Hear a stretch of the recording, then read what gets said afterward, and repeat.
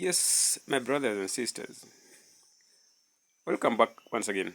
I'm Catchman Sandy, this controversial speaker you've always met.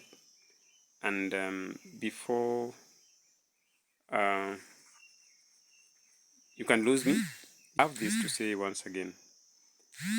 It has never been easy for me and the like thinkers over the days, based on posts and articles and ideologies of the school of thought that we're coming from. Guys, I don't have personally. I don't have any hatred for any person. I am a member of this community. I am a lover of my community, and everything that goes with it, comes with it, is in my interest. And there is no way I would just choose to abhor any. But I would really want to put things straight. I love looking at things in their perspective and putting them right there, so that in your interpretation, if you find it fit, you carry along with it. If you find it not, you leave it. I don't fear disagreeing with you. I don't feel like if we disagree on opinion, then we are enemies. We are not. We're just shaping up a discussion, and probably one day you will realize from what front I'm standing, and I might also realize from what perspective you are looking at the same subject. Now, back to the subject matter. Here, about a couple of days ago, we buried one of our lovely sons. Of course, I say for us, lovely sons, but for the people who came yapping and claiming how dear General Ogola was to them, I want to think, if you go down history, these people have not been seen anywhere close to General Ogola.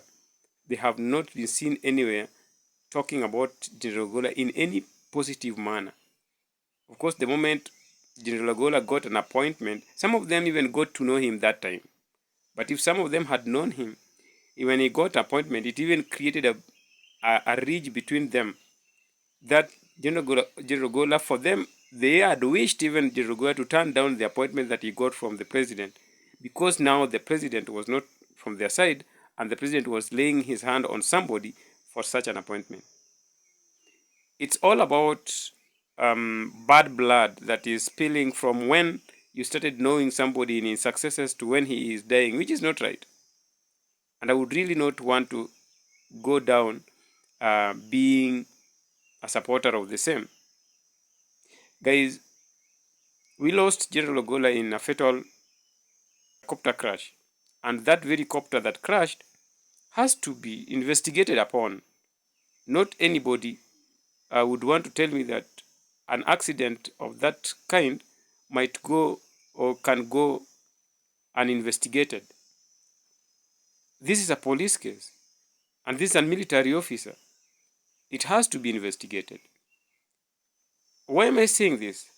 When the investigations are done, and under a norm, under the normal procedure, we wake to a day when the results are there and you're told, or the family members of this person will be informed about what transpired.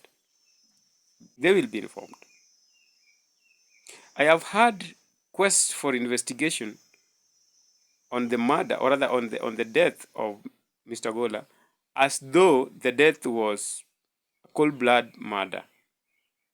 And people have come out clearly. So some leaders come out very strongly saying that our son was killed. We have to investigate who killed our son, as though the report that the police has today, or that you have in your record today, is that Ogola was killed. As though he was killed. Who killed is a more ambiguous statement that somebody really need not to come up with. Even what killed is not supposed even to be asked, because we know so it was a copter crash. But let that aside. Death of a family member is more felt by family members than it is felt by outsiders. Nobody really wants to say they are mourning more than Joel was mourning.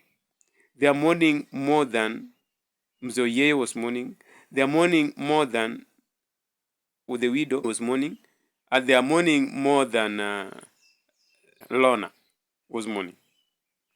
So if you know so well you are not mourning close to how family members were mourning, then you can't claim that you also reserve the chances to try and change how things are supposed to be done and put orders on how, whether investigation is supposed to be done or is not supposed to be done. I'm trying to look at it from a perspective of politics and relevance. You see, if you look at how everything was orchestrated, the arrangement of Ogola's body to leave uh, Kisumu International Airport and get home in Nia was done in a manner that the cottage was supposed to go via Luanda Nia Road. But unfortunately, that was not enabled. Why? Because there was a team that came and realized that the road was not worthy, was not smooth enough. It was small and not smooth enough to give that kind of a ride. And they had to decide very fast to shift and take a different route from Kisian all the way through Kombewa to Ndori probably, and then back to me. A long route, actually more than double the number of kilometers they could have covered if they crossed via this route in Wagai.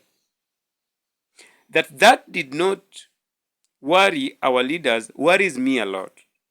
That gesture still didn't bother anybody and didn't make somebody feel like if there is anything to ask in the presence of the president and the minister of roads, that was the number one thing to ask. Worries me a lot. And when my governor rose to talk, he mentions regretfully that the intention was that the cottage leaves Luanda and leaves Kisumu and comes via Luanda to Nia for burial.